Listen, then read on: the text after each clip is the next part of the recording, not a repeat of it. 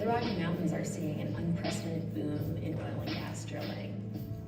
Montana, Wyoming, Colorado, New Mexico, Utah. The boom is happening all over the country. There's oil and gas operations in 32 states right now. But the Rocky Mountain states are really seeing the vast majority of the expansion, vast majority of the expansion, vast majority of the expansion.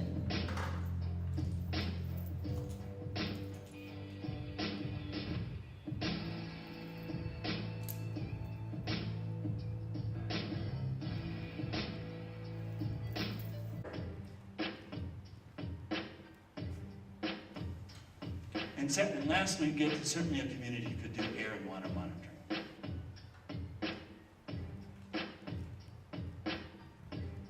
This administration is a gas and oil administration, frankly, and so they're wedded to an old policy. They're wedded to a 20th century policy when we need a 21st century policy. And we're not going to unless citizens of Colorado wake up and demand something better from their government.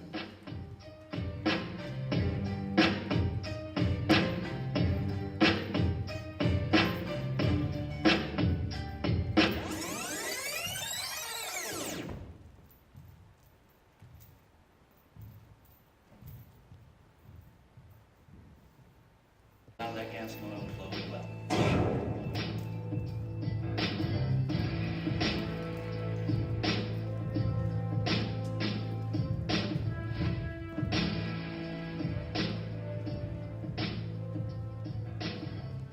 And 435 spills in Colorado.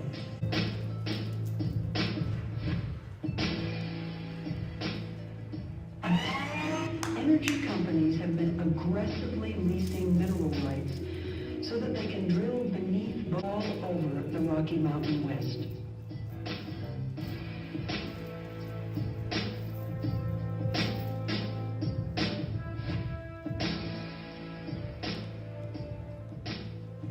A split estate situation is when somebody who owns the surface of their land does not own the resources that are underneath their land. For example, oil and gas or other minerals.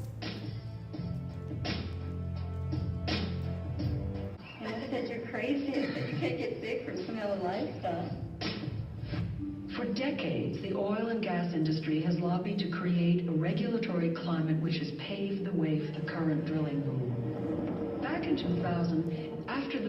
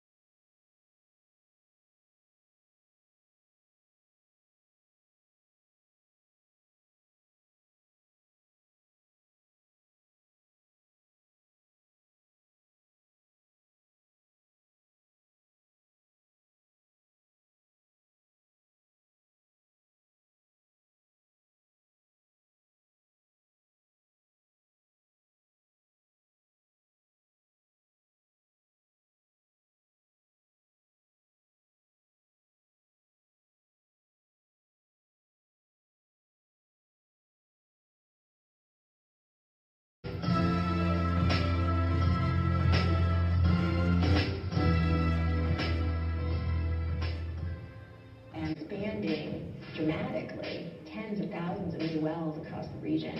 In Colorado alone, we have about 30,000 wells, and we expect another 30,000 in the next 5 or 6 years.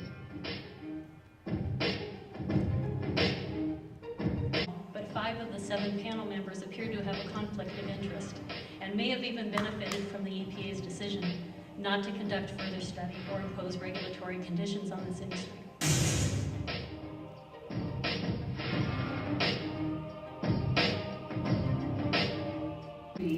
terms the company proposes, it can post a bond with the state, go onto the land, and drill anyway. A 2012 report from the non-profit organisation Earthworks found that the Colorado Oil and Gas Conservation Commission was failing to enforce its own rules, and that for the 516 spills that had occurred in 2011, only 5 fines had been counted out.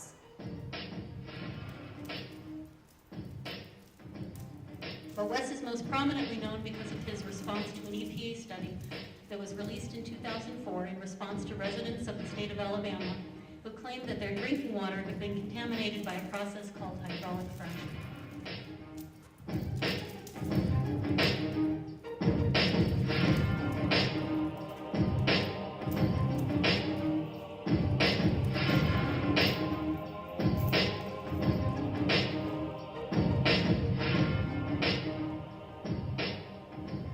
What the industry's after now have these two brilliant techniques, ingenious techniques, of drilling down and out exactly where they want it. But they had done limited research, which had led them to conclude that this industry needed no further study. So by a 60-40 vote, Lani became the first Colorado community to ban fracking. You know, we're taking a big hit on this, and the oil and gas industries are making record profits. What's going to happen in 20 years when these well casings, you know, start failing and they're exempt from the Superfund cleanup? The state of Colorado and the taxpayers are going to be left with the burden, and oil and